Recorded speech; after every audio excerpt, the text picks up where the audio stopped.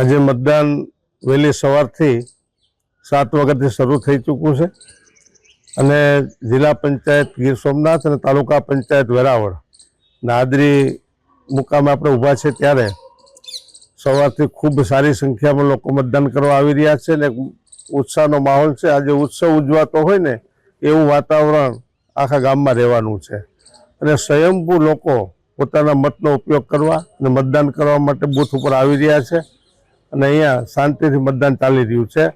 બધાને પણ મતદાન કરવા માટે પણ હું વિનંતી કરું છું। ભારતીય જનતા પક્ષના વિકાસ માટે મત એ માટે હું અપીલ કરું છું કે આપણો મત છે ને એ આપણા ગામના ઝાપા સુધી વિકાસ લઈને આવે છે।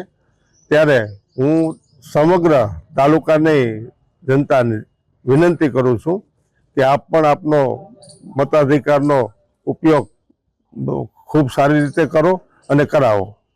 છે એમાં કોઈ પૂછવાનો સવાલ જ નથી, છતાં પણ લોકશાહીના ભાગરૂપે મતદાન કરવું જરૂરી હોય।